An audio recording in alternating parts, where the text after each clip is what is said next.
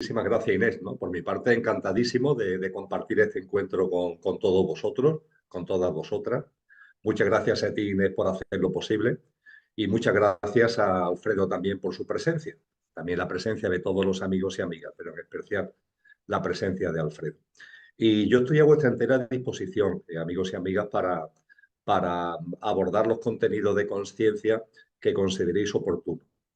Creo que no descubro ningún secreto si pongo de manifiesto que estamos viviendo momentos muy importantes en lo personal y en lo colectivo.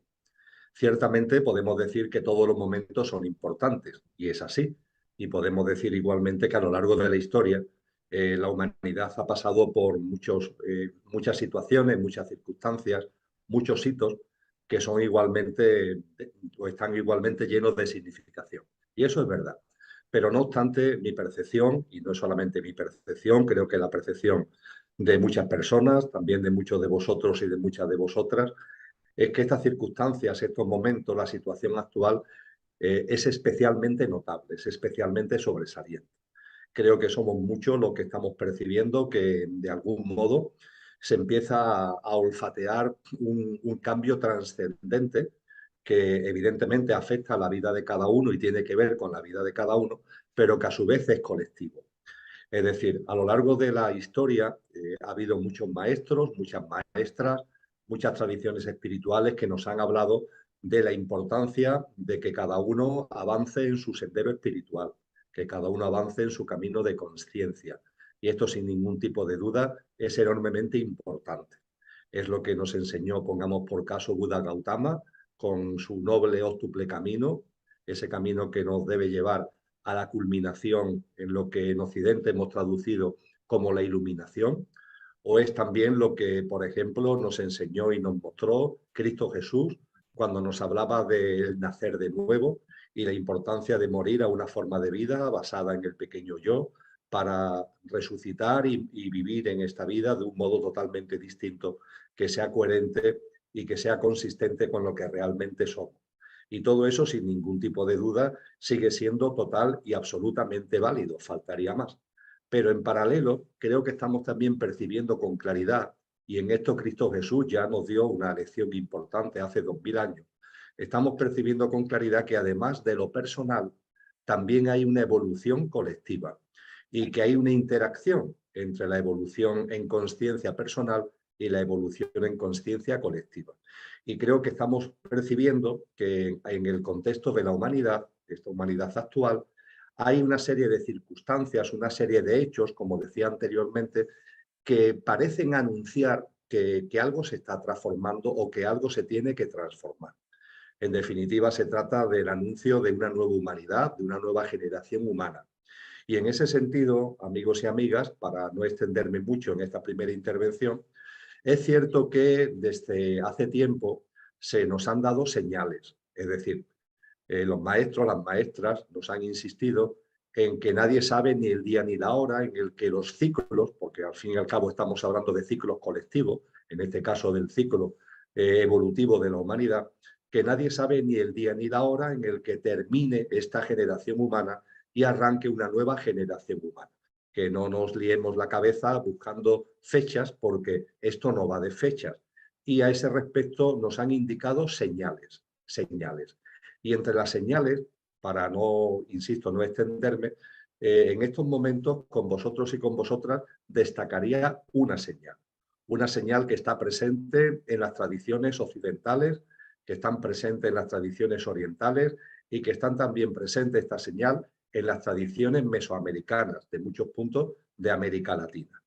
Me refiero a la señal que viene derivada del discernimiento, el tomar conciencia que cuando hablamos de tiempo, algo que siempre está en nuestra boca, el tiempo, cuando hablamos de tiempo, realmente hay dos tipos distintos de tiempo.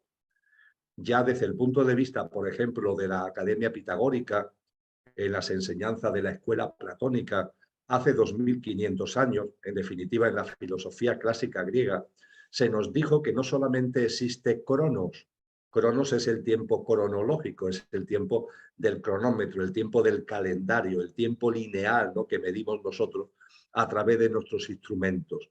y se nos insistió en que no solamente existe Cronos, que hay otro tiempo, además de Cronos, que los griegos le dieron el nombre de Kairos. Y Kairos es el tiempo espiritual. Si Cronos es el tiempo material, lineal, Kairos es el tiempo espiritual y está íntimamente relacionado con los ciclos a los que antes hacía mención. De modo y manera que esta percepción de los dos tiempos viene desde muy antiguo. Fijaros que también, por ejemplo, lo encontramos en la tradición clásica maya.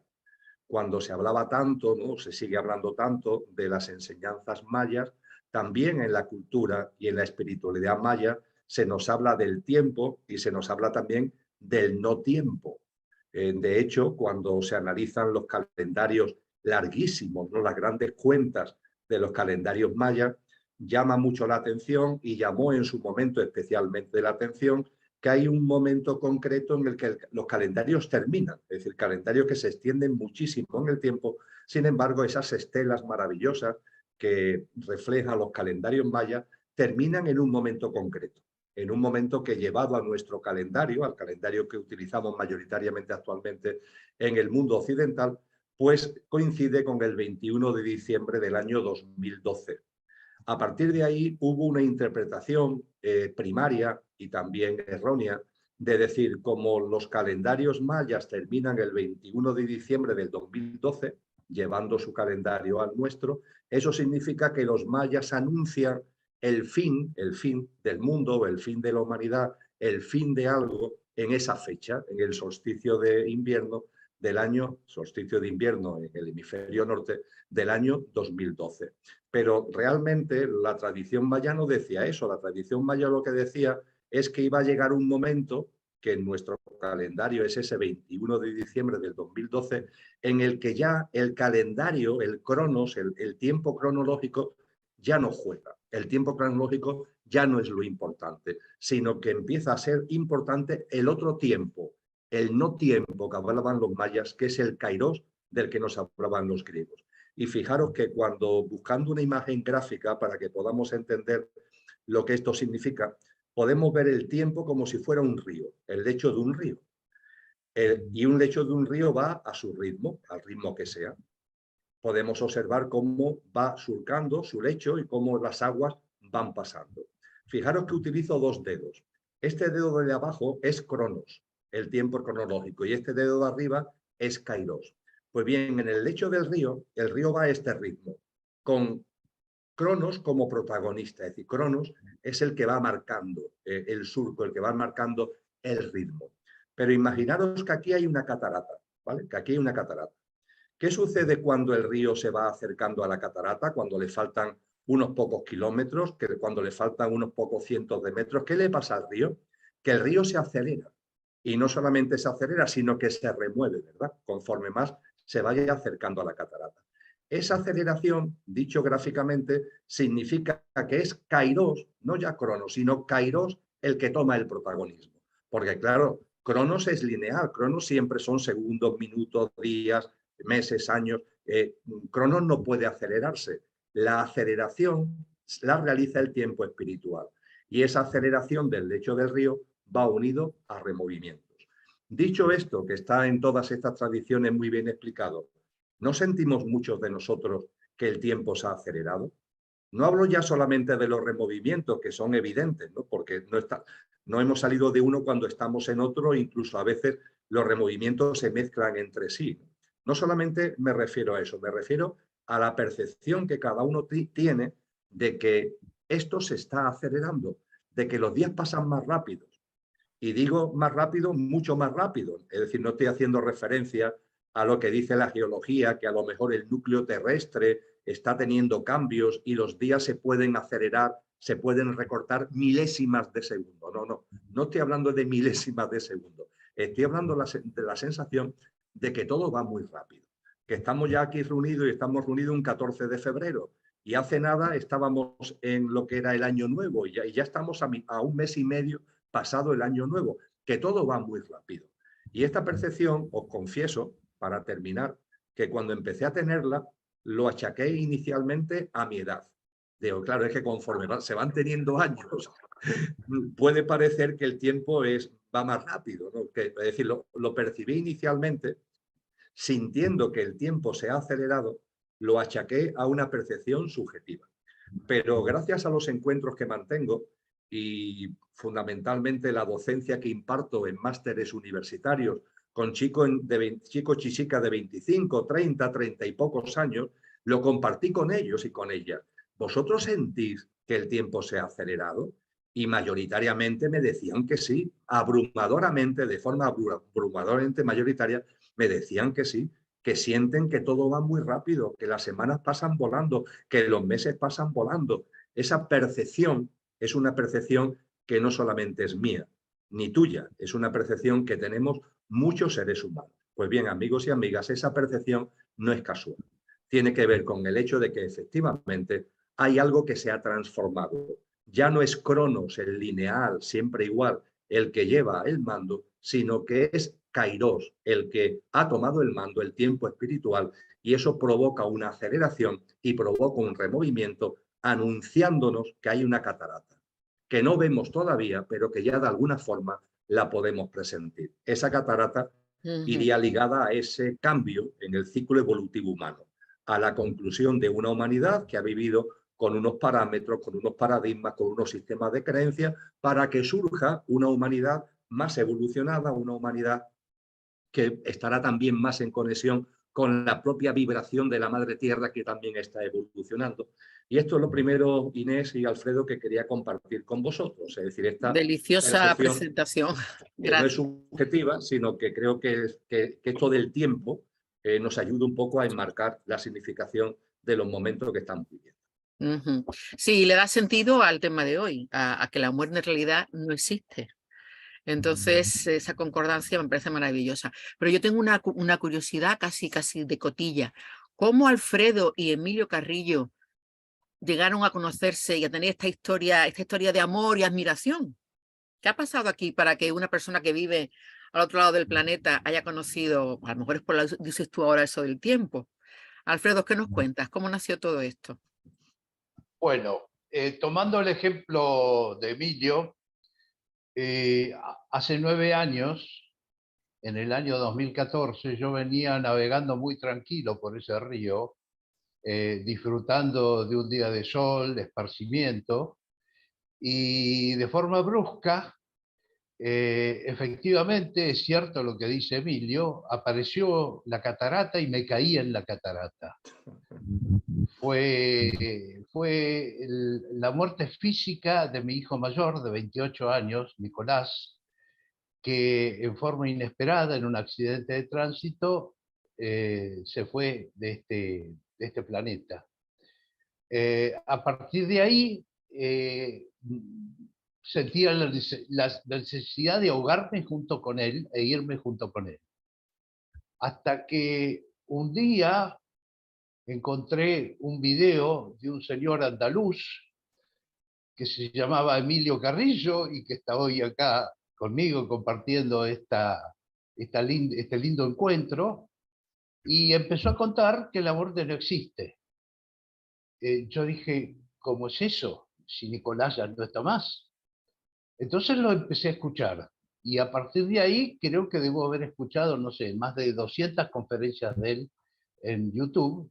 Y como soy ingeniero industrial y tengo posgrado en negocios en Europa, tomé papel y lápiz y empecé a anotar.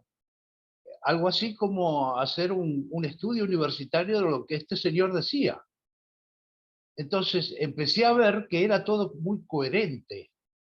Y así lo fui siguiendo a lo largo de 4 o 5 años. Y lo más impresionante de todo es que lo que Emilio decía en sus videos a mí me sucedía. Y no eran cosas materiales, eran cosas que yo jamás hubiese pensado que me iban a suceder. Entonces, definitivamente, Emilio fue el gran bastón que yo tuve para superar la partida física de Nicolás al otro lado y de estar siempre atento a lo que él decía. Estoy hablando año 2016, que para estar en comunicación con quienes supuestamente fallecieron, hay que tener el celular prendido. Hay que estar atento al aquí y el ahora. Y era lo que yo estaba haciendo. Y era, era por eso que me sucedía que tenía, me sucedían cosas raras, extrañas, si querés paranormales, esotéricas. Y yo dije, ¿cómo puede ser que esto sea verdad? Yo vengo de una formación muy racional, muy poco espiritual. A pesar de eso, en mi carrera universitaria yo estudié la física cuántica y nunca entendía cómo la física cuántica aparecía en todo esto, en todos estos temas espirituales. Y fue así que pasaron muchos años, hasta el año 2020, que decidí, por consejos de mi terapeuta transpersonal, escribir todas esas vivencias, esas cosas raras que me habían sucedido, para que otros papás y otras mamás que tengan la misma experiencia que yo en el futuro, o que la hayan tenido en el pasado, puedan tener una luz de esperanza de que nadie muere. Y fue en el año pasado, en el año 2021, que estuve 5 meses en tu tierra, y tuve la oportunidad de hacerle llegar un ejemplar de ese libro a Emilio, porque realmente ese libro fue escrito gracias a 2 personas. Una, a mi terapeuta, que me forzó a escribirlo porque decía, no puede ser que todo lo que te ha sucedido no se sepa. Y la otra persona es Emilio, que fue el gran bastón que me permitió hoy estar aquí y contando la historia. Pues creo que el derecho de réplica lo tiene Emilio, sobre todo por alusiones. Cuando quieras. Sí, sí, ha habido unas cuantas, Inés, ha habido unas cuantas. Bueno, yo creo que todos somos conscientes que el camino lo hace cada uno. Y en ese sentido yo estoy muy libre de cualquier tipo de ego. Es decir, no me considero nada especial, ni entiendo que yo vaya por ahí, entre comillas, salvando a la gente, ni nada parecido. Es lo que yo comparto, desde luego lo comparto con el corazón, lo comparto también con una profunda convicción interior, lo comparto igualmente habiéndolo puesto en contraste con lo que, como decía en mi intervención primera, los maestros y maestras nos han enseñado. Y a partir de ahí creo que de una forma o de otra todos los seres humanos lanzamos semillas. Y esas semillas se lanzan y no se sabe qué va a pasar con esas semillas, ni nos tiene ni siquiera que preocupar qué pasa con las semillas. Es decir, Inés tiene una iniciativa de tener este encuentro. Este encuentro lo tenemos aquí ahora. Este encuentro se graba, el vídeo se difunde. ¿Dónde llegará esa semilla? Pues no se sabe, ni nos tiene que preocupar lo más mínimo. Lo importante es poner la semilla. Y esa semilla va a llegar a donde tiene que llegar. Y donde tenga que llegar la semilla, eso ya no es un tema mío o de Inés o de quien sea. Es un tema de la vida, es un tema de la vida.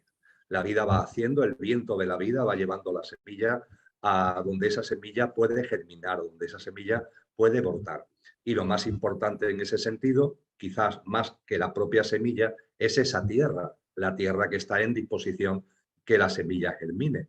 Tener en cuenta que Cristo Jesús tiene una parábola muy bella, que es la parábola del sembrador, donde hay una persona que siembra y va tirando semillas. Pero hay 4 tipos de tierra y de esos 4 tipos de tierra solamente en una la semilla puede germinar. Con lo que el mérito ya no es tanto del sembrador que va lanzando semillas, sino de la tierra que tiene la capacidad de germinar. Alfredo, en él se han dado las circunstancias, se daban y se dan las circunstancias concienciales, vitales, espirituales, para que la semilla que el viento le lleva, el viento le ha hecho llegar, pues pueda germinar. Y él ha dado un fruto maravilloso, un fruto que además, como muy bien le aconsejaba a su terapeuta, no podía quedar en él solamente, sino que tenía una obligación de compartirlo. Yo diría que cuando un ser querido fallece, máxime cuando hablamos de esos fallecimientos que denominamos que no van con la ley de la vida, es decir, que no son de personas, no son de nuestros mayores, no son de nuestros ascendientes, sino que son de nuestros descendientes, que son los que normalmente los fallecimientos que más rompen, ¿no? Los fallecimientos de hijos, de hijas, a edades más o menos tempranas, más o menos juveniles, eso es lo que más rompe. Ahí, ineludiblemente, y no tengo ningún tipo de duda al respecto, hay un pacto de amor entre almas. Las almas hacen entre ellas acuerdos, hacen entre ellas pactos, hacen entre ellas muchas cosas, pero hay algo enormemente importante que son los pactos de amor. Y los pactos de amor son vivencias donde el alma normalmente más evolucionada se presta a encarnar con el objetivo de provocar en otra alma o en otras almas una situación que sea tan rompedora, que sea tan sísmica, que al alma que está aquí, no al alma que fallece, sino que al alma que está aquí, le ponga en una tesitura que o se destroza, por así decirlo de alguna manera, o se hunde, o cual ave fénix sale absolutamente disparado. Lo que ha vivido Alfredo es un exponente enormemente bello de esto. El pacto de amor que el alma de su hijo tenía con su alma, ese pacto de amor maravilloso, tanto con él, por supuesto, como con su madre, ese pacto de amor maravilloso conllevaba que cuando ese alma estuviera aquí encarnada, a una edad relativamente temprana, dejara este mundo. Y eso no lo iba a hacer por casualidad, eso lo iba a hacer con una finalidad muy concreta que tenía que ver en provocar en Alfredo y en su esposa una situación, como decía antes, tan rompedora que le obligaban a plantearse cosas. Alfredo ha tenido una formación, como él dice, muy técnica, entre comillas, técnico-científica. A mí en parte me ha pasado también igual. Mi formación es economista y a mí lo que siempre me han gustado son la física, las matemáticas y la administración de empresas. Y sin embargo, pasan cosas en la vida que hacen que tu mirada se gire y empiece a contemplar ángulos, empiece a contemplar prismas que antes no veías. ¿Cuántas personas que podemos conocer, quizás vosotros mismos, vosotras mismas, no habéis experimentado esto? El fallecimiento de un ser querido provoca en nosotros o provoca en muchas personas el que se planteen temas que antes nunca se hubieran planteado. Por ejemplo, ¿puede ser que exista vida más allá de la muerte? Lo mismo es la primera vez que te lo has planteado en tu vida y se le debe a que ese alma encarnada en tu hijo o en tu hija ha desencarnado. Nos preguntamos nos planteamos temas que antes no nos habíamos planteado, nos preguntamos cosas que antes no nos habíamos preguntado, nos acercamos a personas que antes nunca nos hubiéramos acercado. Vemos películas y vídeos que antes nunca hubiéramos visto. Leemos libros que antes nunca hubiéramos leído. Y todo eso nos va introduciendo una dinámica que va conllevando que poco a poco, como decíamos antes, la semilla vaya germinando, vaya echando fruto. Y termino señalando que lo más maravilloso de esto tiene dos fundamentales protagonistas. El alma que está en el otro plano, es decir, el alma del que fue aquí encarnado hijo de Alfredo, porque ese alma está feliz, ese alma que sabe perfectamente el pacto que hizo. Aquí nos podemos despistar, aquí lo olvidamos, pero allí en el plano de luz se tiene un recuerdo perfecto de todo.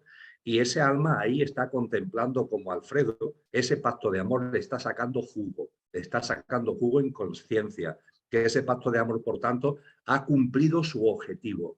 Y a ese alma eso lo llena de felicidad.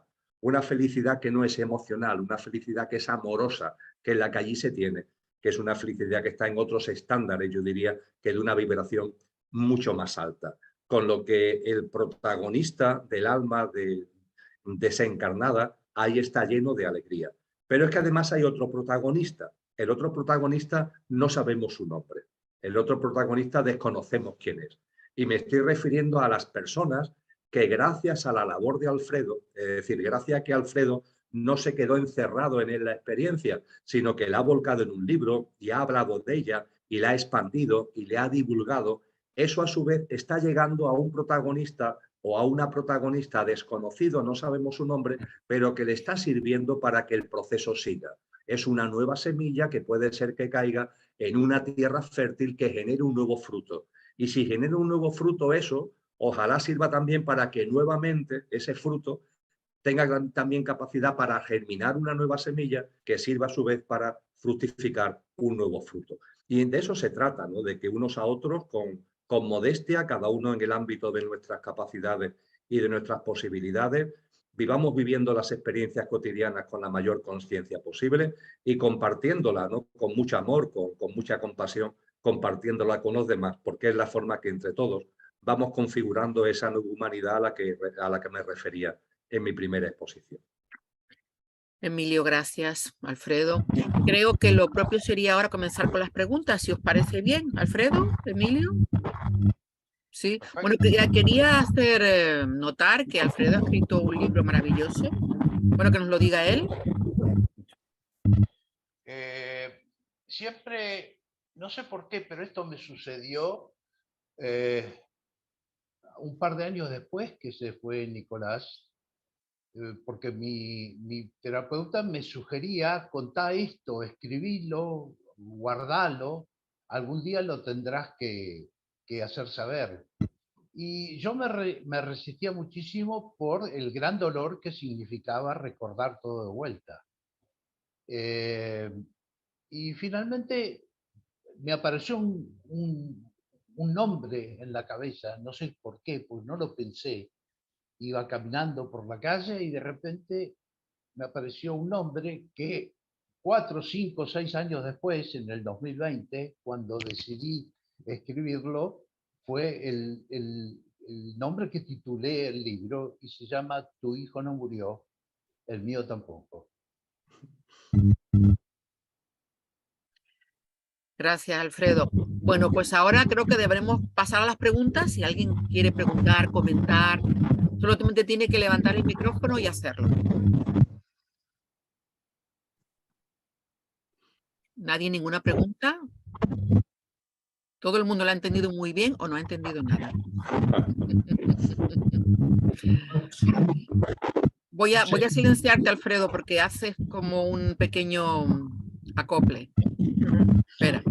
Bueno, vamos allá. Bueno, yo en primer lugar estoy encantada de que está Emilio hoy con nosotros. Le sigo hace mucho tiempo, muchos años, en YouTube y con otros contertulios. Y bueno, preguntas no se me ocurre de momento ninguna, pero sí darte las gracias por estar aquí y por, ya te digo, por seguirte hace muchísimos años. Pues muchísimas gracias, Yolanda. Gracias de corazón. Un abrazo muy fuerte. Gracias. Pues voy a empezar yo preguntando, si nadie tiene ninguna duda. Emilio, hace poco oí un caso de un ECM, como parecido al que tú tuviste, que también para mí fue impresionante, una experiencia cercana a la muerte, en el que la persona que también era... Tú eras médico, ¿verdad? No, economista. Economista, pues yo ya te hacía el mundo de la medicina conmigo. Nada yo estoy con mi madre, bautizo y pongo profesión a quien me parece. Entonces resulta que este señor era médico y contó que también tuvo una experiencia de ECM y contó que durante la experiencia, durante el tiempo que estuvo muerto, contactó con un ser que era él mismo. O sea, como si nosotros fuésemos los que nos enviamos a nosotros mismos al planeta Tierra. ¿Qué me dices de esto? Dentro de las experiencias cercanas a la muerte se tienen vivencias que rompen por completo los esquemas que tenemos aquí. A mí me gusta decir, seguro que Yolanda y Alfredo me lo han escuchado, quizás también tú, Inés, me gusta decir que la vida es un continuo, que no cesa, es un no cesar, continuo, permanente.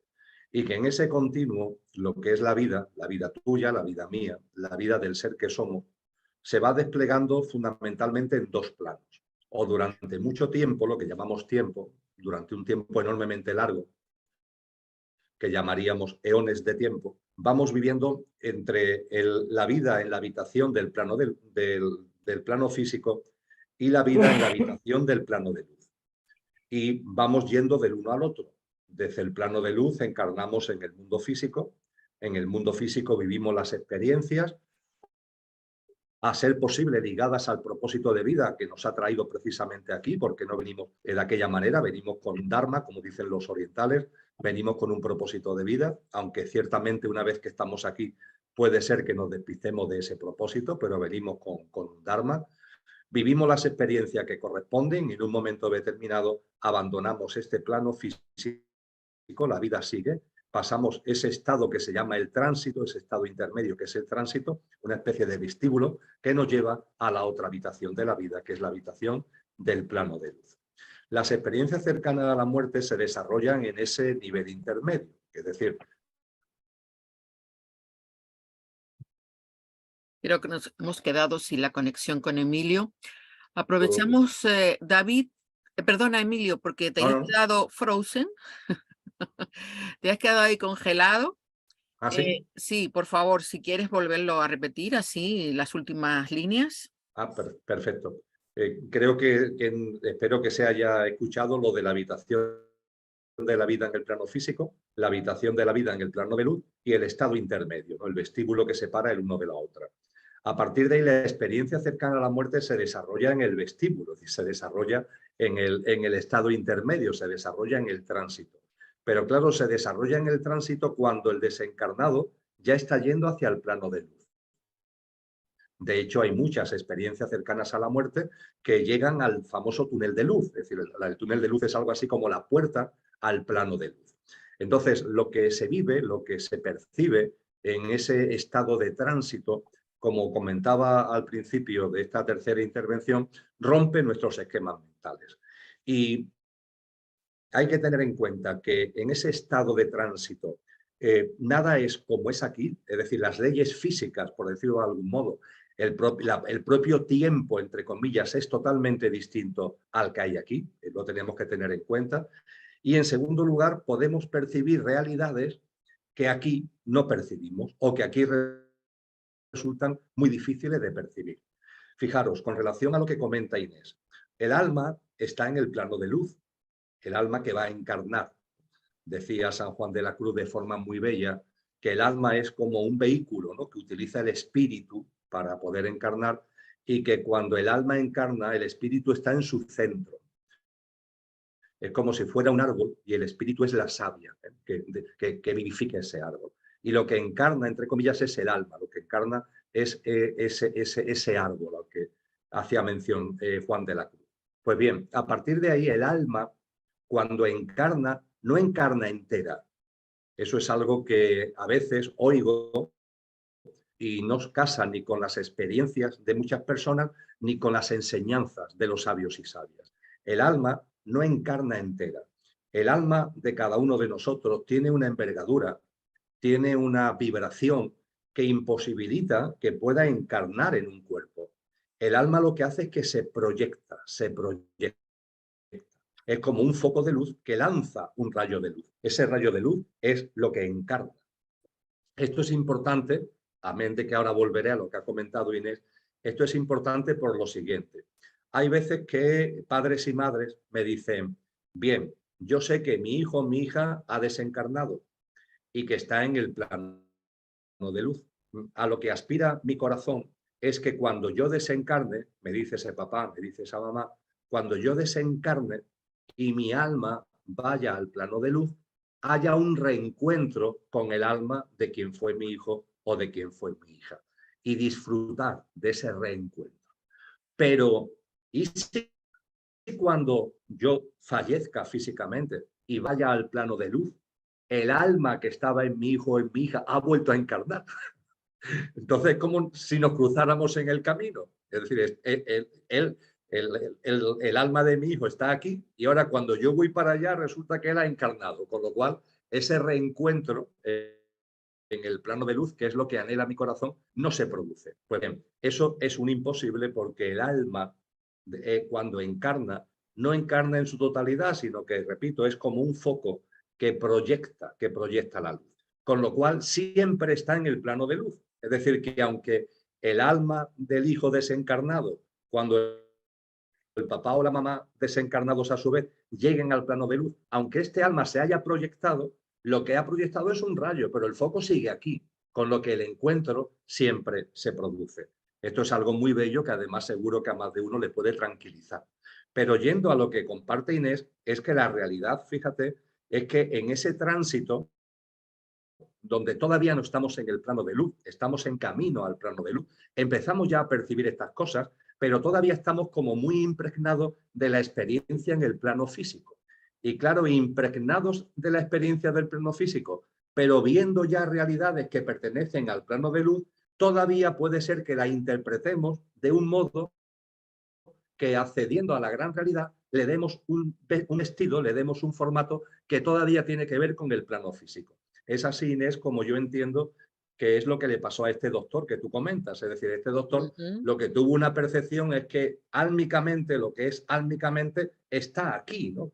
No es que haya una esquizofrenia, ¿no? Es que es como si el rayo que ha salido estuviera ya de vuelta hacia el foco, ¿no? Y cuando el rayo está volviendo por aquí, tiene la percepción de que es él y otra vez él, pero realmente es que se trata de la misma luz, ¿no? Yo creo que este ejemplo puede servir para entenderlo. Genial, gracias.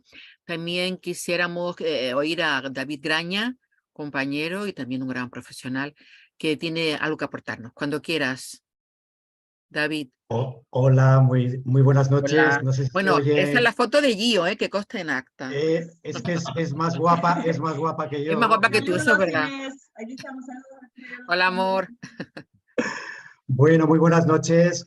Un placer saludar a Emilio, que no tenemos el placer de conocernos en persona, pero bueno, sigo su trayectoria. La verdad que me encanta escuchar a, sobre todo, gente auténtica, porque yo pienso que estamos en unos tiempos que sí, hay mucha divulgación, ¿no? Es como que los libros han abierto de par en par, tenemos muchísimos libros, muchísima información, muchísimo divulgador, mucho coach espiritual, pero poca honestidad con uno mismo y poca autenticidad, ¿no? Y hay que ordenar esos libros y hay que poner un poco de criterio. Yo quería aportar, bueno, antes de nada, a Inés, que me la quiero mucho, Alfredo, que bueno, para mí ya es, a mí me llama el viejo león catalán, de forma muy simpática, ¿no? Me quedo con ese apodo, querido Alfredo. Y bueno, yo cuando conocí a Alfredo, que me contactó, pues hará ya 1 año y medio, ¿no? Aproximadamente, pues por mi trabajo, bueno, quien no me conozca un poquito, bueno, yo tengo la facilidad desde el año 2004 de tener proyecciones lúcidas de la conciencia, lo que es el famoso viaje astral, y desde hace unos 7, 8 años, pues que intento pues divulgar para traer paz a la gente, porque hay mucha gente que se asusta con el fenómeno, e intentar normalizar un tema como este. Yo quería hacer una aportación, no he venido a hablar de mí, la verdad, quiero simplemente aportar, yo con mi experiencia personal, después de casi más de 19 años de proyecciones lúcidas, yo la verdad es que me he comunicado muchísimas veces con almas que están en otra frecuencia. La mayoría de las veces no sé ni quiénes son, dicen algo, se van, ¿no? Y yo quiero compartir simplemente una experiencia que tuve de un alumno que es un doctor reconocido, no voy a decir el nombre obviamente para preservar, pero va acorde también un poco con la muerte de un familiar. Este alumno vino a uno de mis cursos y se me acercó al final de una de las clases y me impactó su testimonio porque era un cirujano que él tenía la capacidad desde hace muchos años de tener polivisión, que es decir, podía ver más allá, como hacer una radiografía a las personas y sin hacer casi ni un test de un TAC ni una radiografía, sabía exactamente qué dolencia podía tener esa persona. Bien, una persona muy racional, un doctor de un hospital conocido aquí de Barcelona, y él bloqueó la experiencia. Literalmente la bloqueó, siguió con su vida. Yo soy un gran cirujano de un hospital aquí, no quiero hacer caso. Esto me lo explicó él posteriormente. ¿Qué pasó? Que un día estaba en una cirugía, un día más en la oficina, bueno, había un niño y ese niño de 12 años pues se le murió en la mesa de operaciones. Entonces, ¿qué pasa? Bueno, no pasa nada, es un día más en la oficina. Para él era un día normal, un día triste, pero día normal. ¿Pero qué pasó? Él me lo confesó, sé que es cierto porque aparte me miraba a los ojos y lo hizo de una forma muy íntima, sin explicárselo a nadie, me comentó que estaba en su despacho de ese hospital conocido de Barcelona, porque es un cirujano de renombre, y alguien abrió la puerta y él dijo, no, no, estoy ocupado, que nadie abra la puerta. Pero el que entró por la puerta era el niño que se le acababa de morir hace unas horas en la mesa de operaciones. Estaba proyectado y él, como tenía polivisión o tenía esa capacidad de ver más allá, podía ver la silueta. Y el niño le comunicó, y eso me lo expresó, y le dijo, yo no soy lo que tú ves, un niño, he venido aquí para hacer reaccionar a mis padres, por hacer un trabajo. Y también, de paso, que te des cuenta de que lo que tú estás intentando esquivar y bloquear va a salvar la vida a mucha gente. Bueno, esto es un testimonio muy impactante, muy fuerte. Yo he tenido comunicaciones con mi padre fallecido, yo tenía 22 años cuando mi padre partió del plano físico, se comunicó 2 veces, ¿no? Lo curioso, que las veces que se comunicó conmigo, no quiso tampoco hacerse notar, y yo en ese estado alterado de conciencia no sentí la misma emoción, muy bien explicado por Emilio, ¿no? No tenemos la misma percepción de emoción, es amor, es un sentimiento, ¿no? Que sería un poco la emoción trabajada o transformada en su máximo entendimiento, valga la redundancia. Entonces, mi padre me dio unas instrucciones para mi hermana y yo en aquel momento no sentía la misma conexión padre-hijo. Cuando yo volví al cuerpo de esa proyección, entonces sí, se me escaparon algunas lágrimas y tuve esa nostalgia, no pena, nostalgia. Entonces, ¿qué os quiero comentar o con mi experiencia, no mía, sino de centenares de alumnos, de testimonios, ¿no? Que la muerte no existe para nada, que lo que pasa que, bueno, claro, es devastador cuando pasa un caso como el que ha pasado a Alfredo. Tengo que decir que conozco a Alfredo bastante bien ahora y que es un grande, que es incansable las ganas de aprender, el cambio que ha hecho. El libro es maravilloso y pienso que es eso, que tenemos que madurar, poco a poco tener entendimiento, no es fácil, pero bueno, poco a poco yo creo que la humanidad, esa nueva humanidad que menciona Emilio, pues está brotando y que bueno, que poco a poco iremos entendiendo todo este misterio, ¿no? de lo que es la vida. Simplemente eso, que es un poquito mi aportación. Simplemente dice David en en su humildad. Gracias, David, como siempre, eres un cielo. Ante lo que acabas de decir, nos quedamos todos. ¿Alguien más quiere aportar algo? Alfredo, yo creo que tu hijo te hizo un grandísimo regalo, en realidad. ¿Alguien más quiere aportar? Jaime, te veo con ganas de hablar. Sí, Venga. esto último que comentaba Emilio, esta idea de que realmente estamos en un continuo, realmente más que la pregunta de si hay vida después de la muerte, no sería si realmente la vida empieza después de la muerte. Y esto es un aprendizaje, un aperitivo, y que el festín realmente viene luego, ¿no? Gracias, Pues, Jaime. muy interesante, Jaime. Le agradezco mucho a David lo que ha compartido. La experiencia de ese alma, entre comillas, niño, es sensacional, es de una belleza inmensa y además es de una inocencia y de una hermosura que creo que nos ayuda a abrir los ojos, ¿no? Abrir los ojos de lo que hay detrás de los pactos de amor, que parece, cuando estamos aquí, resulta tan difícil de entender para nuestra mente que el fallecimiento de un ser querido pueda ir ligado a un pacto de amor con una enorme profundidad. Y el ejemplo que David ha puesto de la mano de ese alumno, de ese médico alumno, pues es una auténtica belleza. Así que muchísimas gracias. Y con relación a lo que comenta Jaime, el ser que somos es tan incomprensible, por decirlo de alguna manera, cuando estamos donde estamos, que solamente podemos vislumbrar lo que realmente somos. Es decir, el ser que de verdad está en nosotros en estos momentos realizando esta experiencia, es ese ser que tiene que ver con ese espíritu, ¿no? Que está en el centro del alma, del que hablaba San Juan de la Cruz. Ese ser es de naturaleza absolutamente divina, ¿no? Decían los antiguos que aquello, porque no lo llamaban Dios, no lo consideraban innombrable, no lo llamaban ni siquiera Dios. Decían ellos, aquello que no tiene origen es origen de todo lo originado. Y al ser origen de todo lo originado, se encuentra presente e inmanente en todo lo originado. Esa presencia de aquello que no tiene origen en todo lo originado es lo que en el ámbito del cristianismo se le llama espíritu, en el ámbito de la filosofía griega se le llama neuma, en la ciencia del yoga y en el hinduismo se le llama atma. Pero el nombre es lo de menos, tiene que ver con lo que realmente somos. Quizás una forma muy coloquial, pero también válida de llamarlo es la chispa divina, la chispa divina. Ese es nuestro ser. Y a partir de ahí, Jaime, amigos y amigas, por supuesto que ese ser viene de mucho antes, incluso de la existencia ya no solamente de lo que somos nosotros, sino antes de la propia humanidad.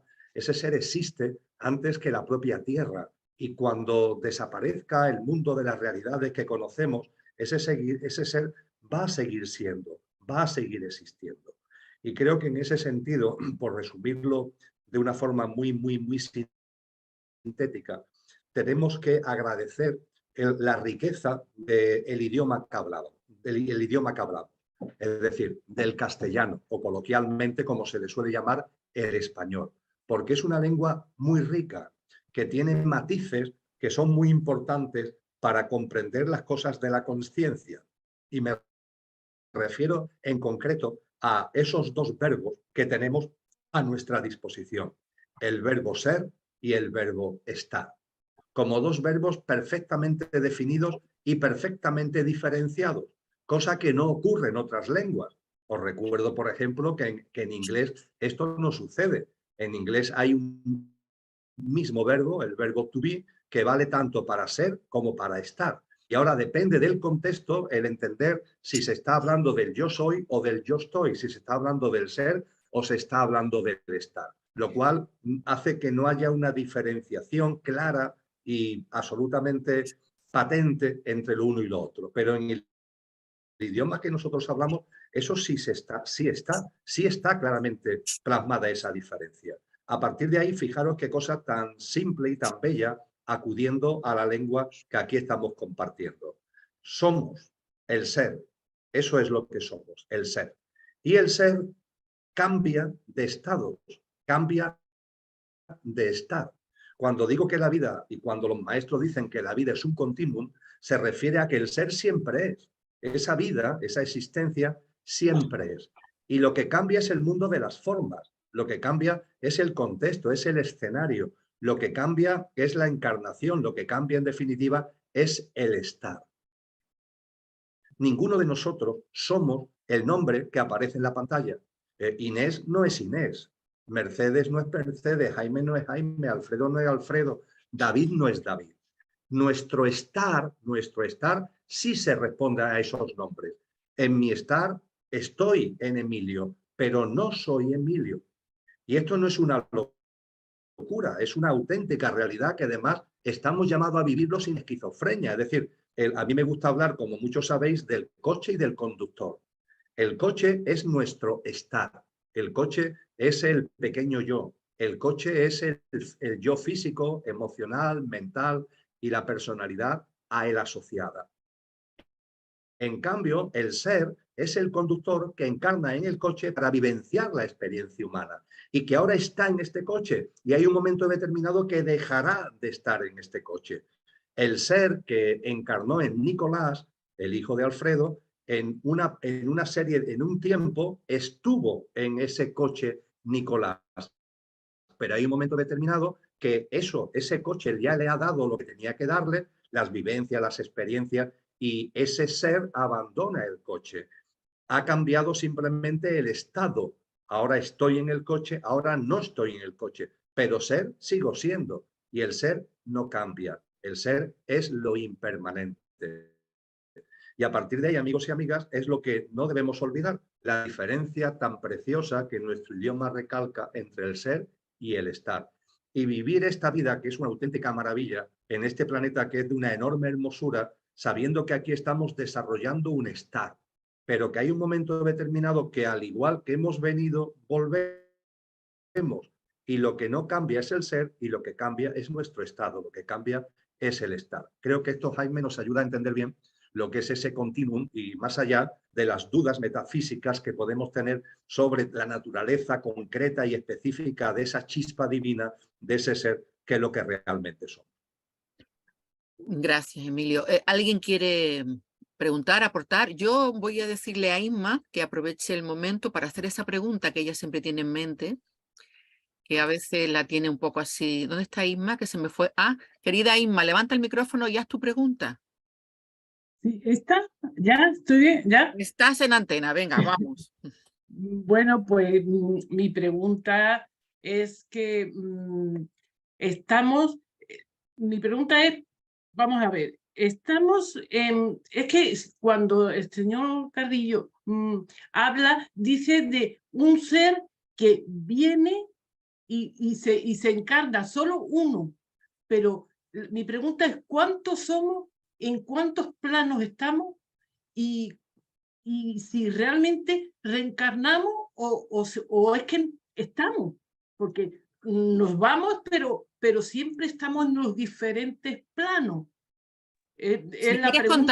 Si quieres contar tu experiencia, si quieres contarla, Inma, para que se te haga un poco más clara lo que quieres saber. Vamos a ver, yo veo algunos gente, bueno, gente viva, y veo los dobles de las personas que van caminando por la calle. Veo delante, va el doble, el que mi marido cuando está ahí pregunto, dice, él no ve. Como yo digo, el que no ve va adelante, el que nadie ve va adelante. Y los demás van detrás y van sucediendo diferentes cosas. Muchas veces van vestidos iguales y otras veces, que son las menos, están con ropas diferentes, que al día siguiente, si lo vuelvo a ver, aparece con la ropa que lo había visto yo antes. Entonces, ¿y qué te pasó en una ocasión en un parque? Porque esa imagen que es la más ilustrativa.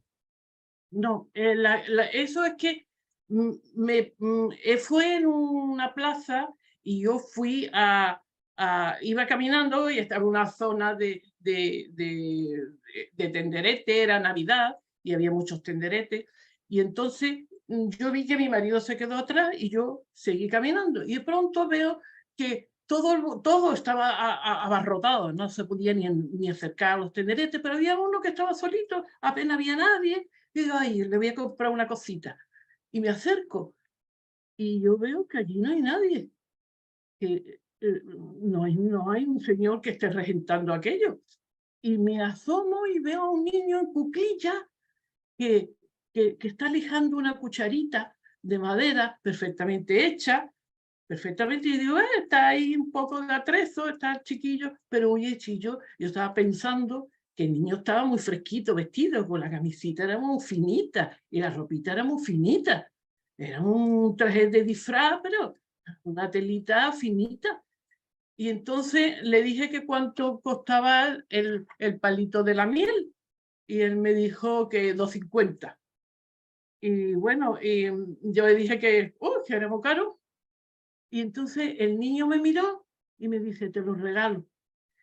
Yo sentí tal vergüenza por regatearle al niño, que yo no suelo hacer, pero yo no sé por qué lo tuve que hacer, que entonces yo miré al lado derecho por donde había venido, porque yo sentí el sentimiento que tuve fue de tremenda soledad. No sé por qué. Tremenda soledad.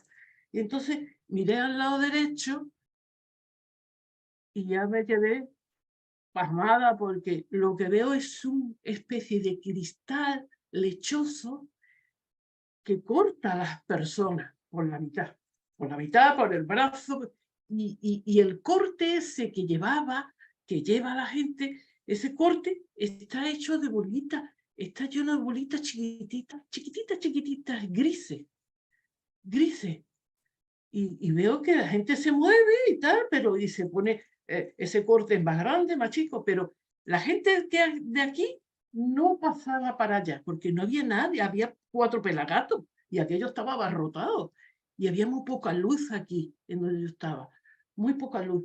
estaba aquello abarrotado de gente, pero ni nadie pasaba para donde yo estaba, ni nadie pasaba para el otro lado. O sea, eso era un compás ahí extraño, y yo veía que era curioso porque me fijé muy bien en que el cristal ese estaba al lado de un árbol, pero no lo cortaba.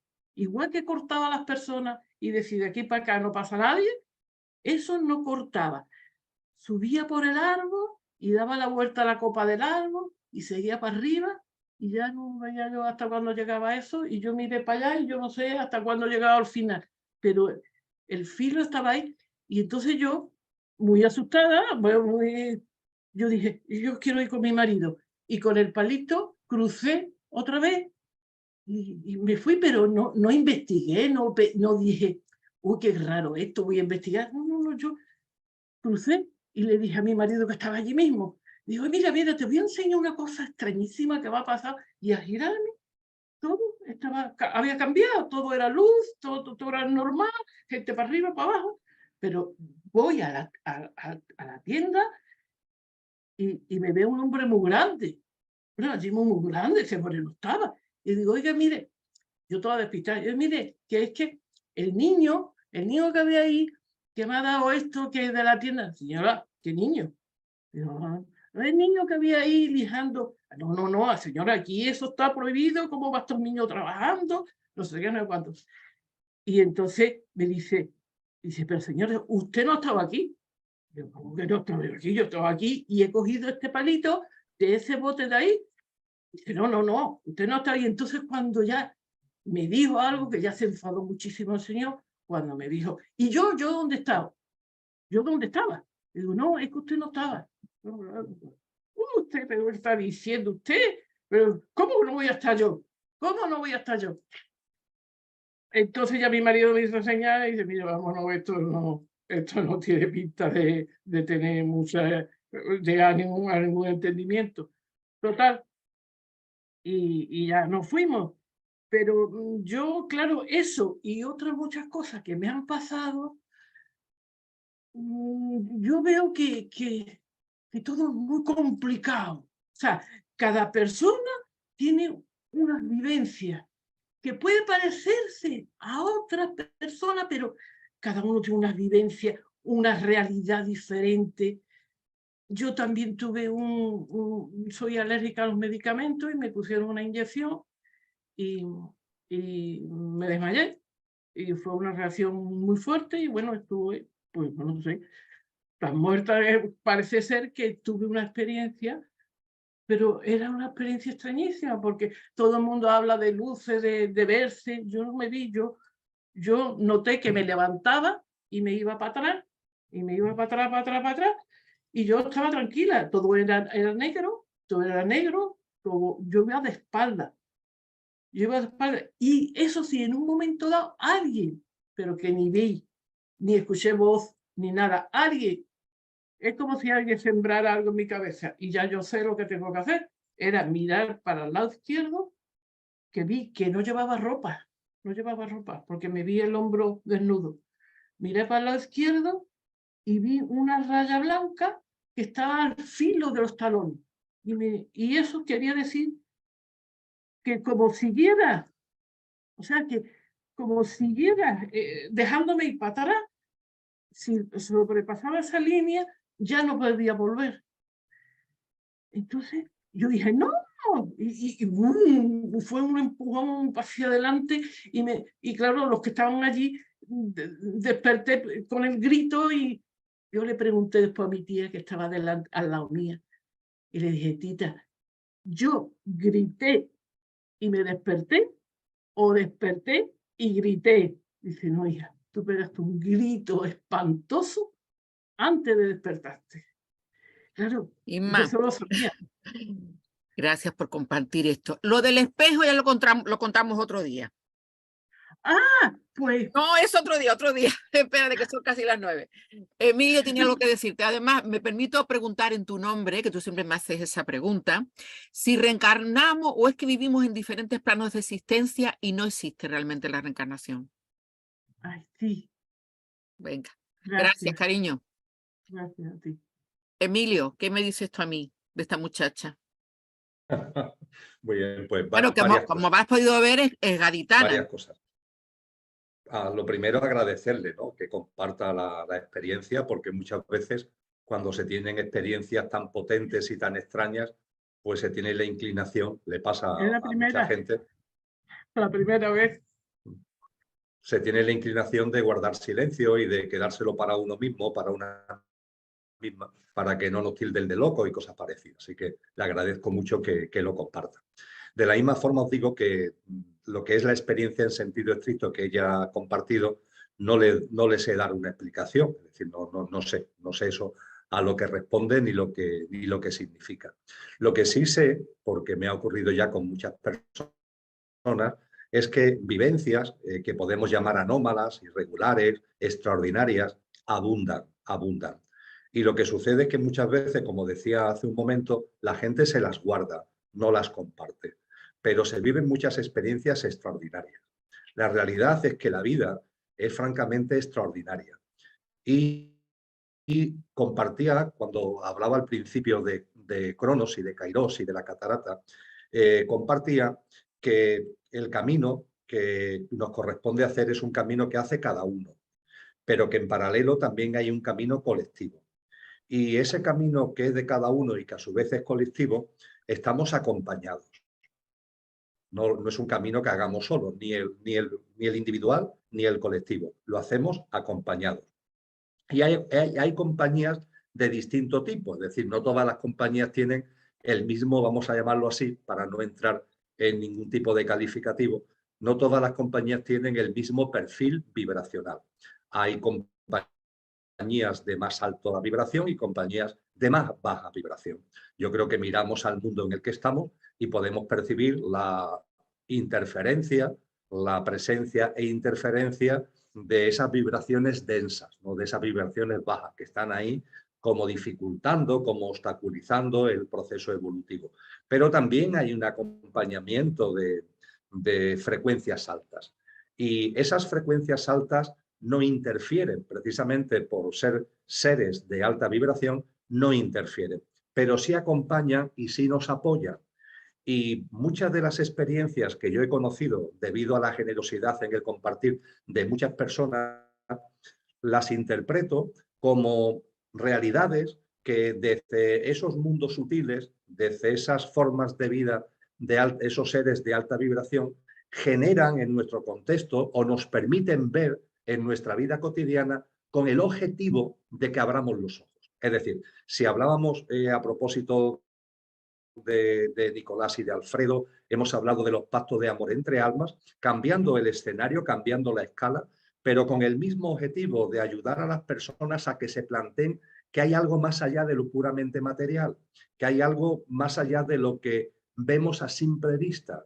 Y es como si esos seres de alta vibración generaran a veces escenarios, situaciones que van dirigidos a cada uno en particular en función, vamos a decirle, de la idiosincrasia de cada cual, y que tiene como objetivo que una vez que has vivido esa experiencia, obligatoriamente, vamos, salvo que te quieras encerrar por completo, ¿no?, por temor, por miedo o porque te rompe tu hábitat de confort, ¿no?, pero que desde luego es un empujón enorme para que te replantes cosas y para que empieces a darte cuenta de que en la vida no todo es lo que nos quieren mostrar actualmente en los medios de comunicación, la sociedad en la que estamos, donde todo es material, donde todo es lo aparente y no hay nada trascendente. Es por ahí, querida Inma, por donde interpreto la experiencia tuya sin saber en sentido estricto lo que es el significado, pero sí el sentido amplio de percibir, ¿no?, que es algo que a ti, desde luego, seguro que te ha servido para darte cuenta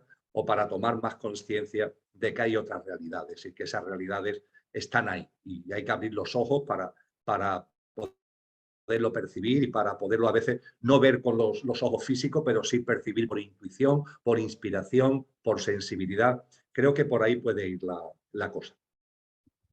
Emilio, Andrea, ahora te digo, una hora te pedí, una hora ya estamos. Tu regalo se ha cumplido, entonces quiero agradecerte de todo corazón, pero no quiero dejar a Andrea con la mano levantada. 5 minutos y cerramos, por favor. ¿Sí? Andrea, adelante.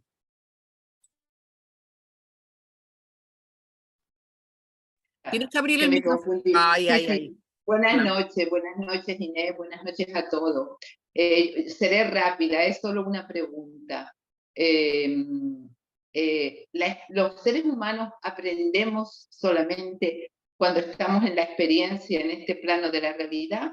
¿O es posible seguir aprendiendo cuando desencarnamos? Porque, claro, yo sí me doy cuenta por mi propia vida que donde he aprendido es en las experiencias.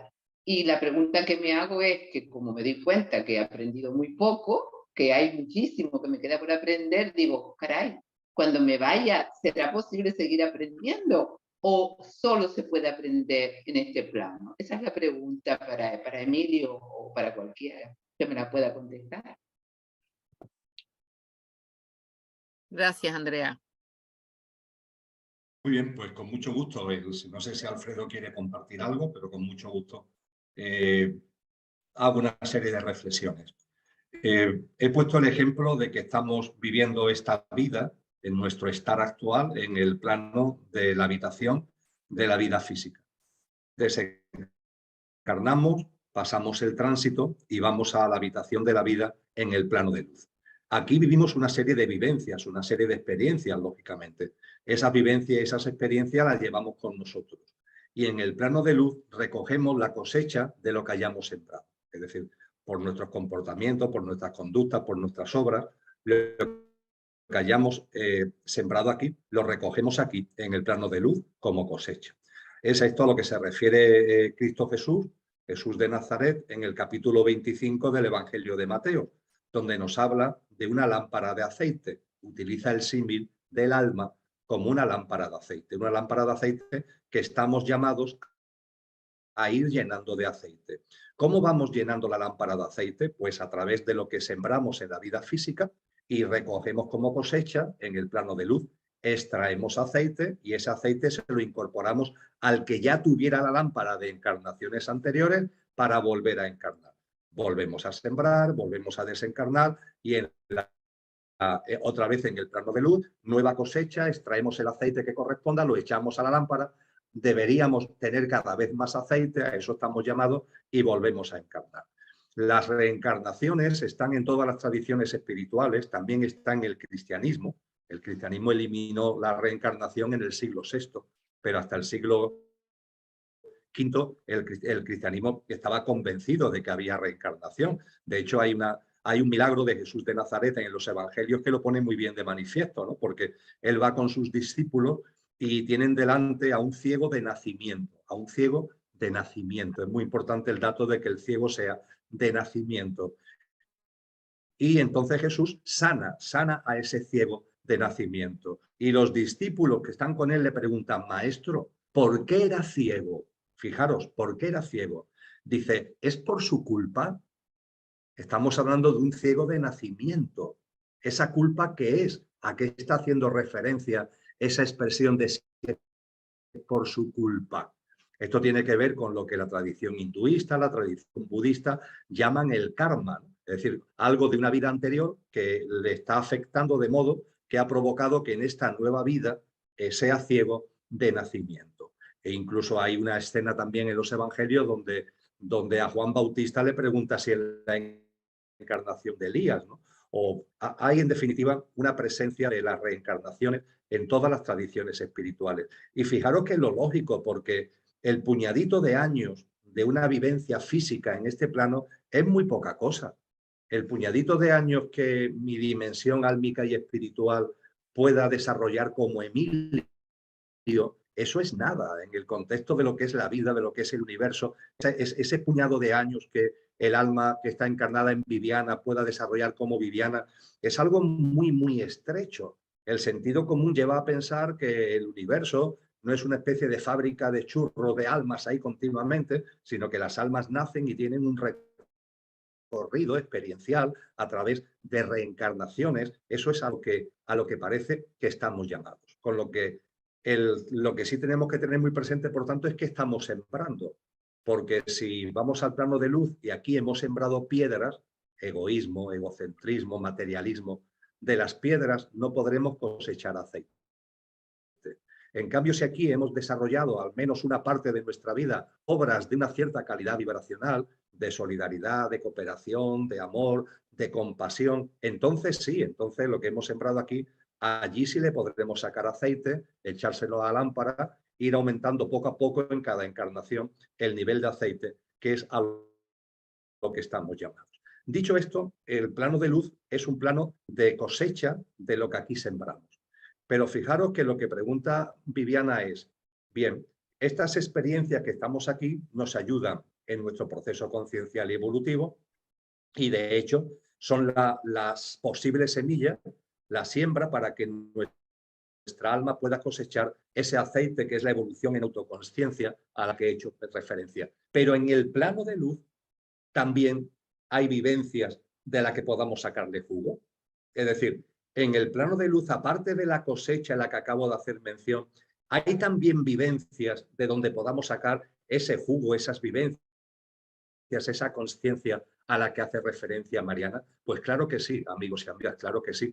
En esto, las tradiciones espirituales orientales entran en más detalles que las occidentales, porque en las tradiciones occidentales, desde el cristianismo a la religión islámica, se nos habla del cielo, se nos habla del cielo, es decir, se nos habla del plano de luz, pero no se entra en más detalle. Sin embargo, en la filosofía griega y sobre todo en las tradiciones orientales sí se entra en detalles y nos dicen que en el plano de luz, en la habitación de la vida, en el plano de luz, hay como tres grandes fases. La primera, que es el cielo. El cielo, que es un estado de armonía, un estado de paz, donde el alma que ha estado en la habitación de la vida física llega al plano de luz, ya no tiene cuerpo, ya no tiene mundo emocional y mental, se ha liberado, entre comillas, del estar en el que ha estado desarrollando sus experiencias en el plano físico, y es un estado como de liberación, como de haberte quitado capas que te has tenido que poner para vivir en el mundo físico, y es también un plano de reencuentro, como decíamos anteriormente, de reencuentro de almas, ¿no? Almas que han hecho pactos, almas que han tenido experiencias comunes, almas que aquí han tenido conexión. Ahí se produce el reencuentro, y ese reencuentro es inefable, es de un enorme gozo, ¿no? Por todo esto, a esa primera fase del plano de luz se le llama cielo. La segunda fase la dejo para lo siguiente, y la tercera fase del plano de luz es donde se recoge la cosecha, esa cosecha que comentaba, según la siembra que haya realizado para volver a encarnar a partir de ahí, es la tercera fase. La primera en el plano de luz es el cielo, la tercera es la cosecha según lo que haya sembrado para echarla en la lámpara de aceite y volver a encarnar, pero ahí en medio hay una segunda fase, no la primera ni la tercera, sino una segunda fase. Y esa segunda fase, Viviana, en las tradiciones orientales se le conoce, traducido a nuestro idioma, como la fase de sabiduría y de servicio. De sabiduría y de servicio.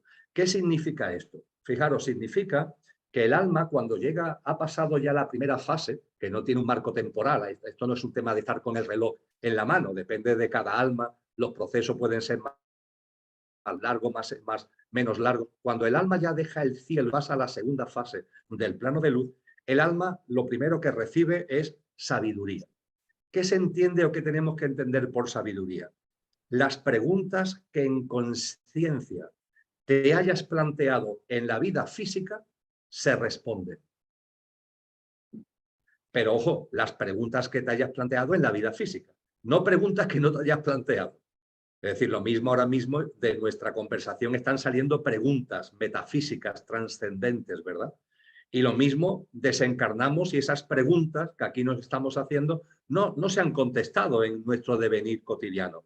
Bueno, pues esas preguntas que han quedado abiertas son respondidas por seres de luz, son respondidas por seres de alta vibración en esa segunda fase que es el cielo. Se da respuesta a aquellas preguntas trascendentes que nos hayamos hecho en la vida física. Por eso se le llama de sabiduría. Y ahí evidentemente se le saca jugo, porque el punto de vista álmico, es como si encajaran piezas, ¿no? Es como si aquí tú hubieras hecho preguntas, las piezas están ahí ya sobre la mesa, pero no has conformado el puzzle. Allí ya se nos da la información, se nos da la sabiduría para que esas preguntas queden respondidas, para que ese puzzle quede compuesto. Y junto con eso, la fase de servicio, es decir, junto con la sabiduría, en esta fase, junto con la sabiduría, el servicio. ¿Y el servicio qué significa? El servicio significa, amigos y amigas, que las almas no están allí entretenidas, distraídas, no. Las almas son almas competentes, las almas tienen siempre una vocación de servicio. Y desde el plano de luz, las almas realizan funciones de servicio.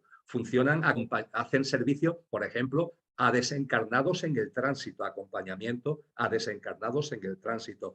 Hacen servicio también aquí, se hacen presentes aquí, siempre con una vibración muy alta para transmitir armonía, para transmitir sosiego, para transmitir paz en situaciones de conflicto. Ese servicio está siempre muy presente. Con lo cual, y termino, por supuesto que en el plano de luz las almas también tienen vivencias, experiencias, y están ligadas fundamentalmente a esa segunda fase del plano de luz, que es lo que se conoce como sabiduría y servicio.